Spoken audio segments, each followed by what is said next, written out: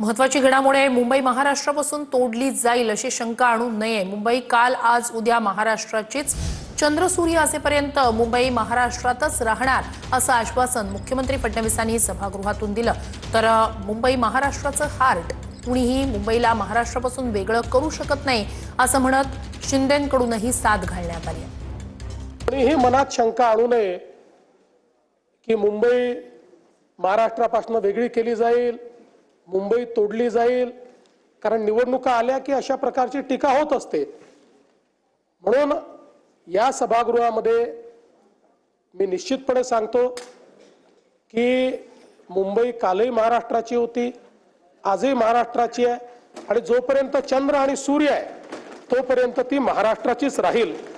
काही लोक मुंबई तोडणार हे निवडणुका आल्या की करतात, परंतु मी सांगतो की मुंबई ही आपली आर्थिक राजधानी आहे आणि मुंबई महाराष्ट्रापासून कोणी तोडू शकत नाही।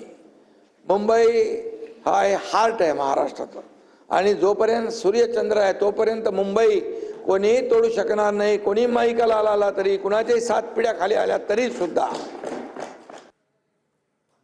तर विधान परिषदेत विरोधकांना उत्तर देताना शिंदे यांनी धुरंधरचा उल्लेख करत निशाणा साधला। मुंबईला लुटणारा रहमान डकेत कोण हे सर्वांना माहिती असं म्हणत एकनाथ शिंदे यांनी उद्धव ठाकरेंवर अप्रत्यक्ष निशाणा साधला। मात्र मुंबईला लुटणाऱ्या रहमान डकेतला पाणी पाजणारी महायुतीच धुरंधर असं वक्तव्य सुद्धा शिंदे यांनी केलं। मुंबईला लुटणारा रहमान डकेत कोण हे सर्वांना माहिती असं म्हणत एकनाथ शिंदे यांनी उद्धव ठाकरेंवर अप्रत्यक्ष निशाणा साधलाय। मात्र मुंबईला वाचवणारी महायुतीच धुरंधर असं वक्तव्यही शिंदेंनी केलंय। मुंबई महापालिका निवडणुकीच्या तोंडावर हिवाळी अधिवेशनाच्या शेवटच्या दिवशी उपमुख्यमंत्री शिंदे यांच्या भाषणात ठाकरेच टार्गेटवर दिसून आले। आम्ही रस्ते धुतले हो, तेव्हा आपण म्हणायचं हे काय मुख्यमंत्र्याचं काम असतं? मग काय मुख्यमंत्र्याचं काम घरी बसवायचं असतं? हा, आणि आम्ही तर रस्ते धुतले, तिजोऱ्या नाही धुतल्या। मुंबई को लुटने वाला कौन है वो रहमान डकैत, याचा शोध नक्की घेतला पाहिजे। इतिहासात असे अनेक डकैत, रहमान डकैत अनेक आले आणि गेले पण, आणि असल्या रहमान डकैतांना पाणी पाजणारी धुरंधर महायुती आहे। पुढच्या महत्त्वाच्या घडामोडीकडे बीएमसी निवडणुकीसाठी महायुतीच्या जागा वाटपाचा मुहूर्त ठरलाय। मुंबईसाठी पुढील 2 दिवसात जागा वाटपासाठी पहिली बैठक पार पडणार आहे। भाजपकडून 4 तर शिवसेनेकडून 6 नेते वाटाघाटी करणार आहेत। तर मुंबईत महायुतीत शिवसेना 125 जागा लढण्यावर आग्रही आहे। कोर कमिटीच्या बैठकीत 125 जागांवर चर्चा झाल्याची माहिती सूत्रांनी दिली आहे। तर राज्यातील सर्व 29 महापालिकांची निवडणूक एकाच टप्प्यात होणार आहे। जानेवारीच्या 3ऱ्या आठवड्यात मतदान होणार असल्याची माहिती समोर येते। निवडणूक आयोग 15 डिसेंबर नंतर महापालिकांची निवडणूक जाहीर करणार आहे।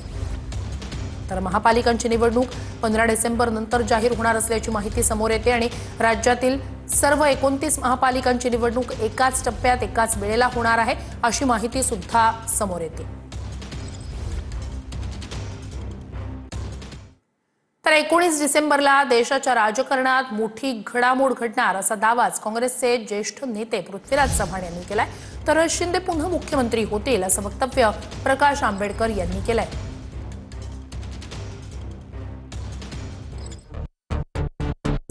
"19 डिसेंबरला देशाच्या राजकारणात मोठी घडामोड घडणार आणि देशाचा पंतप्रधान मराठी माणूस होणार असा दावा पृथ्वीराज चव्हाण यांनी केलाय। पृथ्वीराज चव्हाणांच्या वक्तव्यानं राजकारणात खळबळ उडवून दिली आहे। तर पृथ्वीराज चव्हाणांचं वक्तव्य बालिश असल्याची टीका आशिष शेलार यांनी केली आहे। कदाचित महिनाभरात मराठी माणूस भारताचा पंतप्रधान होईल। माझा इशारा होता 19 डिसेंबरला। अमेरिकेत संसदेने कायदा केलेला आहे की अमेरिकेत एप्स्टीन नावाचा एक माणूस होता, इस्रायलचा गुप्तहेर होता। हिमल्यामध्ये बंगल्यामध्ये सगळे कॅमेरे ठेवून व्हिडिओ करून सगळ्या बड्या मोठ्या लोकांची छायाचित्रण केलेली आहेत। ती सगळी छायाचित्रणं, ते सगळे फोटोग्राफ अमेरिकन संसद कायदा करून एका महिन्याच्या आत म्हणजे 19 डिसेंबरला जाहीर करणार आहे। ज्यांचं स्वतः कराडमध्ये राजकीय बूड स्थिर नाही ज्यांना कराडमधल्या जनतेला आणि जनतेतना कोणी विचारत नाही त्यांनी देशाच्या राजकारणावर आणि पंतप्रधानावर बोलावं. हा मला वाटतं डिसेंबर महिना आहे, या वर्षाचा बिगेस्ट जोक म्हणजे पृथ्वीराज चव्हाण. विदेशी षडयंत्राचा हा एक अप्रत्यक्ष भाग आहे. अमेरिकेमध्ये कुठेतरी काहीतरी पेपर सबमिट होणार आहे आणि त्या पेपरच्या आधारावर देशाचे पंतप्रधान जाणार. कारण कसं आहे की पृथ्वीराज बाबांना पण आता निवडणूक हरल्यापासून काही काही स्वप्न पडायला लागली, त्यामुळे त्यांचं स्वप्न त्यांना मुबारक आहे. राष्ट्रीय स्तरावरती काय गोष्टी आणि घडामोडी चाललेले हे त्यांना फार बारकाईने त्यांचा अभ्यास आहे आणि ते राज्याचे मुख्यमंत्री देखील राहिलेले आहेत.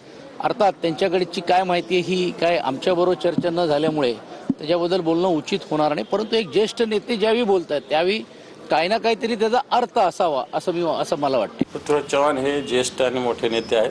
त्यांची माहिती पृथ्वीराज चव्हाण काही बोलतील अशातलं नेतृत्व नाही, परंतु एवढं काही होईल असं त्यांचं जे मत आहे म्हटलं याच्याविषयी माझ्याकडे तरी कोणती माहिती नाही आहे. तर मला त्यांनी कशाच्या आधारे म्हटलं माहिती नसल्यामुळे मी त्यावर टिप्पणी करणं नाही. पृथ्वीराज चव्हाणांना गाठायला लागेल. अनुभवातलं यंत्र असूनही खूप चांगला संवाद आहे. मी उत्सुकतेने विचारणार आहे की बाबा कशाच्या जीवावर म्हणताय तुम्ही. त्यांच्याकडे काहीतरी माहिती असेल म्हणून त्यांनी तसा दावा केला असेल. पण मला असं वाटतं की मराठी किंवा महाराष्ट्राचा जर पंतप्रधान झाला तर आम्हाला महाराष्ट्रामध्ये नक्कीच त्याचा अभिमान राहील. एनडीएचं भविष्य सुद्धा आता पृथ्वीराज चव्हाण सांगायला लागले तर त्याला काय बोला होता. या लोकांना नेमकं या मोठ्या नेत्यांना झालंय काय तेच कळत नाही. स्वतःच्या पक्षाबद्दलचं असलेलं अस्तित्व संपत चाललंय आणि एनडीएमध्ये काय फेरबदल होणार त्याचं बाकी ते लोक करायला लागले. विरोधी पक्षाची जनतेचा आवाज बनण्याची संधी हिरावून घेतली जात असल्याचा आरोपही पृथ्वीराज चव्हाण यांनी केलाय. तर विरोधी पक्षनेतेपद निवडीचा अधिकार सभापती आणि विधानसभा अध्यक्षांना असल्याचं म्हणत चंद्रकांत पाटील यांनी पलटवार केलाय. त्यामुळे विरोधी पक्षाला आपला आवाज मांडण्याकरता एक संधी मिळते, ती आमची हिरावून घेतली जाते. विधानसभेचे अध्यक्ष किंवा विधान परिषदेचे सभापती यांच्या मागे लपू नका. सगळे अधिकार तुमचे आहेत. तुम्ही म्हणाल तेच या ठिकाणी होईल. की मुख्यमंत्र्यांना विरोधी पक्षनेते ठरवण्याचा अधिकार नाही. विधानसभा अध्यक्ष आणि विधान परिषद सभापतींना तो अधिकार आहे. एकनाथ शिंदे पुन्हा मुख्यमंत्री होतील असं वाटत असल्याचं प्रकाश आंबेडकर म्हणाले. तर सत्ताधाऱ्यांनी यावर पलटवार केलाय. एकनाथ शिंदे यांनी अमित शहालाच स्वतःच्या खिशामध्ये घातले असं त्या ठिकाणी दिसतंय की महिन्या 2 महिन्यामध्ये एकनाथ शिंदे पुन्हा महाराष्ट्राचे मुख्यमंत्री होत आहेत का. कोणाबद्दल बोलतो ज्याच्याकडे साधे नगरसेवक नाहीत, ज्याच्याकडे आमदार नाहीत, स्वतः निवडून येत नाहीत, त्यांनी मुख्यमंत्री कोण व्हावं याच्यावरती चर्चा करावी हास्यास्पद. मुख्यमंत्री भाजपचाच असेल, दुसऱ्या पक्षाचा मुख्यमंत्री आता तरी शक्य वाटत नाही. अमित शहा यांना खिशात एकनाथ शिंदे घालणं कदापि शक्य नाही. अमित शहाच्या खिशामध्ये अशा अनेक एकनाथ शिंदे आहेत. माझा नेता मुख्यमंत्री होत असेल तर त्यांच्या तोंडात तर मी पेढा टाकायला पाहिजे, त्यांचे आभार मानायला पाहिजे. तर महत्वाची घडामोड, संघाच्या बौद्धिकाला अजित पवार गैरहजर होते. अजित पवारांचा गट स्वतंत्र पक्ष आहे, भाजपचा भाग नाही. महायुतीच्या नेत्यांनी भाजपप्रमाणेच विचारधारा ठेवावी असा आमचा दुराग्रह नाही असं भाजपचे मुनगंटीवार यांनी म्हटलंय. तर शिवसेना संघाची विचारसरणी मिळती जुळती असं एकनाथ शिंदे यांनी म्हटलंय. त्यावरून संघाची विचारसरणी काय गद्दाराची आहे का, गद्दारीची आहे का असा कोचक सवाल अंबादास दानवे यांनी केला. राष्ट्रीय स्वयंसेवक संघाच्या बौद्धिक वर्गाकडे अजित पवारांच्या राष्ट्रवादीनं यावर्षीही पाठ फिरवली. संघाच्या बौद्धिकासाठी भाजप, शिंदेंची शिवसेना आणि अजित पवारांच्या राष्ट्रवादीलाही निमंत्रण देण्यात आलं होतं. यापैकी भाजप आणि शिवसेना आमदारांनीच रेशीम बागेत हजेरी लावली. भाजप शिवसेनेच्या नेत्यांनी हेडगेवारांच्या स्मृतीस्थळी जात अभिवादनही केलं. पण अजित पवारांसह त्यांचा एकही आमदार संघाच्या मुख्यालयाकडे फिरकला नाही. ते येणं न येणं हे त्यांच्या पक्षाच्या विचारधारेमध्ये त्यांना जे योग्य वाटतं त्याच्यावर ते निर्णय करतात आणि ही आवश्यकता नाही आहे की त्यांनी सुद्धा इथं यावंच असा आम्ही कधी दुराग्रह केला नाहीये. जरी तिथे गेले नसले तरी त्यांनी सपोर्ट तर केलेलाच आहे. त्यामुळे जरी तिथं प्रत्यक्षरित्या नसले तरी अप्रत्यक्ष त्यांचं मन कशी तिथे असेल. बघा, आमची लढाई जी आहे ना ती हीच आहे, मुळात समजून घ्यावं लागेल. आमची लढाई दीक्षाभूमी ते रेशीम बागेची लढाई आहे. आमची लढाई संविधानापासून मनुस्मृतीपर्यंतची लढाई आहे. दुसरीकडे एकनाथ शिंदे यांनी रेशीम बागेतल्या कार्यक्रमातून संघाचं कौतुक केलंय. शिवसेना आणि संघाची विचारसरणी मिळती जुळती आहे असं शिंदे म्हणाले. तर शिवसेना आणि संघ अशी विचारसरणी जी आहे ही आमची मिळती जुळती एकच आहे.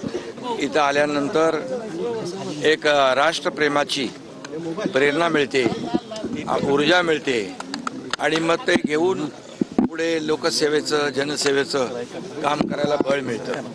संघाची विचारसरणी काय गद्दारीची आहे? संघाची विचारसरणी काय 50 खोक्याची आहे? संघाची विचारसरणी काय संजय शिरसाट दळवीसारखे पैशाच्या नोटा जमा करण्याची आहे? आता हे संघाने सुद्धा म्हटलं पाहिजे की एकनाथ शिंदेची विचारसरणी आमच्यासारखी आहे. खरं सांगायला गेलं तर खरं तर असं कुठं विचारसरणीचं आणि एकनाथ शिंदेचं कुठंच संबंध येत नाही. त्याच्यामुळे हे म्हणणं हास्यास्पद आहे त्यांचं. आम्ही सर्व लोकांना बरोबर घेऊन एकत्रितपणे काम करण्याचा आमचा मानस आहे, म्हणून त्या पद्धतीने आज त्यांची ही भेट झालेली आहे. बातमी बीडमधून आहे. माजलगावमध्ये मंगेश ससाणे यांच्या गाडीवर हल्ला झाला. या प्रकरणी आता गुन्हा दाखल झालाय. गाडीवर दगडफेक झाल्याची मंगेश ससाणे यांची तक्रार आहे. रात्री 12:30 वाजता ससाणेंकडून फेसबुक लाईव्ह करत याबद्दल माहिती देण्यात आली. 2 अज्ञातांविरोधात गुन्हा दाखल करण्यात आलेला आहे अशी माहिती धारूर पोलिसांनी दिली. तर मंगेश ससाणे यांच्या गाडीवर हल्ला झाला. रात्री 12:30च्या सुमारास फेसबुक लाईव्ह करत त्यांनी या हल्ल्याबाबतची माहिती दिलेली आहे. तर हीच ती गाडी ज्या गाडीवर दगड फेकण्यात आले, गाडीवर त्यांचा हल्ला झाला. या प्रकरणी 2 व्यक्तींविरोधात गुन्हा दाखल करण्यात आलेला आहे. तर मंगेश ससाणे यांनी या प्रकरणी आरोप केले आहेत. कारण की पोलिसांनी ज्या प्रकारे 2 महिन्यामध्ये एकाही आरोपीला अटक केली नाही, त्यातल्या एका आरोपीचा अँटिसिपेटरी बेल झालेला आहे. त्यामुळे पवन करवरवर ज्यांनी हल्ला केला त्यांनीच हा हल्ला घडवून आणलेला असणार आहे. हे माझं स्पष्ट मत आहे. कार्यकर्ते विजयसिंह पंडित आणि प्रकाश सोळंके यांचे हे कार्यकर्ते आहेत, हे जाहीर आहे. त्यामुळे नक्कीच त्याच कार्यकर्त्यांनी तुमच्या गाडीवर हल्ला केला. हो 100%. कारण की त्यांच्या अटकेसाठीच आम्ही तिथे गेलो होतो पाठपुरावा करण्यासाठी. तर लक्ष्मण हाकेंवरही असाच हल्ला झाला होता. राज्यात काय सुरू आहे असं म्हणत धनंजय मुंडे यांनी सभागृहात या हल्ल्याप्रकरणी सवाल उपस्थित केला. हल्लेखोरांवर कडक कारवाई केली जाईल असं आश्वासन मुख्यमंत्री फडणवीसांनी दिलं. सिद्ध वकील आणि ओबीसी समाजाचे नेते व आरक्षणाचे अभ्यासक ॲडव्होकेट मंगेश ससाणे यांच्या वाहनावर मध्यरात्री हल्ला घडवून आणला. लक्ष्मण हाके यांच्यावरती 2-3दा हल्ले. सामाजिक आंदोलन करणारा नेता किंवा कार्यकर्ता या महाराष्ट्रामध्ये सामान्यरित्या फिरू शकतो का? अध्यक्ष महोदय, यावर कडक कारवाई केली जाईल. अध्यक्ष महोदय, यावर कडक कारवाई केली जाईल. अध्यक्ष महोदय, यावर कडक कारवाई. मावळमध्ये संतापजनक घटना समोर आली. 5 वर्षाच्या चिमुकलीवर लैंगिक अत्याचार करून तिची निर्घृण हत्या करण्यात आली. आरोपीनं अत्याचारानंतर चिमुकलीची गळा दाबून हत्या केली. या नराधम आरोपीला पोलिसांनी अटक केली.